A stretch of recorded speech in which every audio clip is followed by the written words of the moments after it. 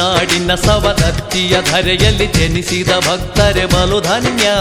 ನಿತ್ಯವು ಮಾತೆಯ ದರ್ಶನ ಮಾಡುತ್ತ ಪಡೆವರು ಜ್ಞಾನದ ಪರಮಾನ್ನ.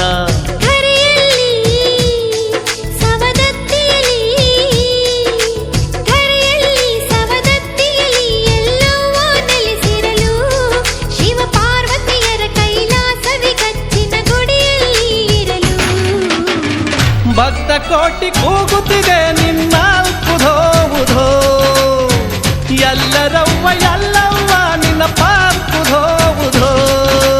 ಕರುನಾಡಿನ ಸವದತ್ತಿಯ ಧರೆಯಲ್ಲಿ ಜನಿಸಿದ ಭಕ್ತರೆ ಬಲು ಧನ್ಯ. ನಿತ್ಯವು ಮಾತೆಯ ದರ್ಶನ ಮಾಡುತ್ತ ಪಡೆವರು ಜ್ಞಾನದ ಪರಮಾನ್ನ.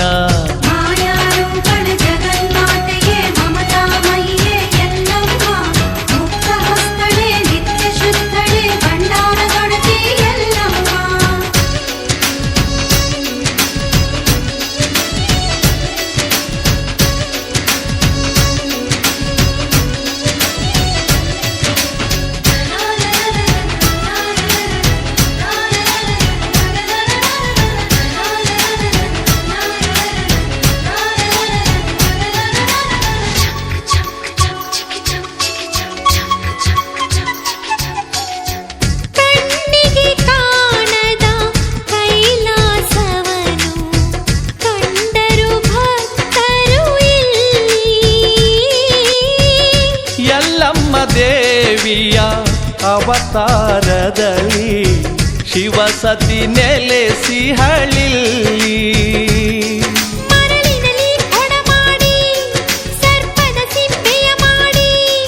ಮಡಿ ಜಲವನ್ನು ತಂದವಳು, ಪತಿ ಸೇವೆಯ ಗೈದವಳು.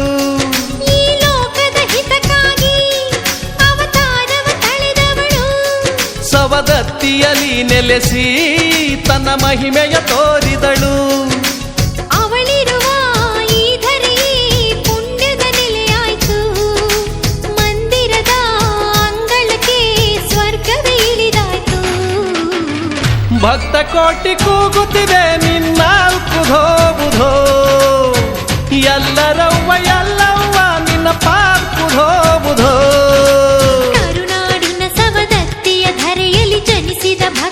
ಬಲು ಧನ್ಯ. ನಿತ್ಯವು ಮಾತೆಯ ದರ್ಶನ ಮಾಡುತ್ತ ಪಡೆವರು ಜ್ಞಾನದ ಪರಮಾನ್ನ.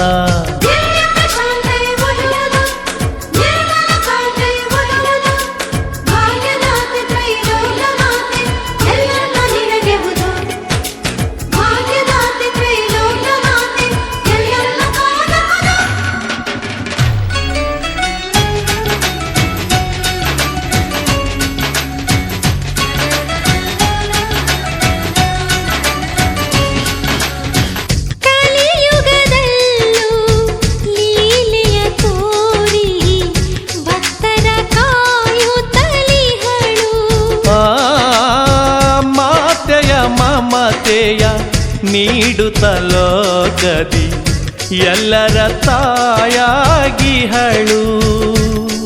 ಭಂಡಾರವ ಧರಿಸಿದರೆ ಭವರೋಗವ ಕಳೆಯುವಳು. ಮನದಾಳದಿ ನೆನೆಸಿದರೆ ಸುಖ ಶಾಂತಿಯ ನೀಡುವಳು.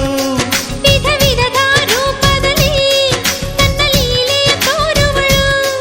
ತನ್ನ ನಂಬಿದ ಭಕ್ತರಿಗೆ ನಿಜ ಮುಕ್ತಿಯ ನೀಡುವಳು. ನೆನೆದವರ ಮನದಲ್ಲಿ ನೆಲೆಸುವಳಿ ಮಾತೆ, ಶಿರವಾಗಿ ಬೇಡಿದರೆ ಕಾಯುವ ವರದಾತೆ.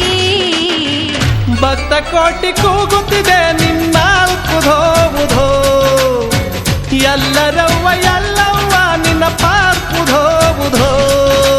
ಕರುನಾಡಿನ ಸವದತ್ತಿಯ ಧರೆಯಲ್ಲಿ ಜನಿಸಿದ ಭಕ್ತರೆ ಬಲು ಧನ್ಯ. ನಿತ್ಯವು ಮಾತೆಯ ದರ್ಶನ ಮಾಡುತ್ತ ಪಡೆವರು ಜ್ಞಾನದ ಪರಮಾನ್ನ.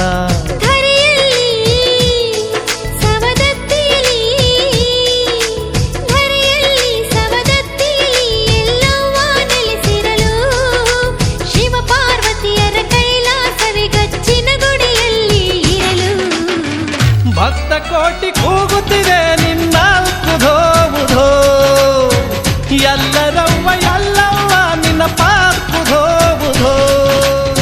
ಕರುನಾಡಿನ ಸವದತ್ತಿಯ ಧರೆಯಲ್ಲಿ ಜನಿಸಿದ ಭಕ್ತರು ಬಲು ಧನ್ಯ. ನಿತ್ಯವೂ ಮಾತೆಯ ದರ್ಶನ ಮಾಡುತ್ತ ಪಡೆವರು ಜ್ಞಾನದ ಪರಮಾನ್ನ.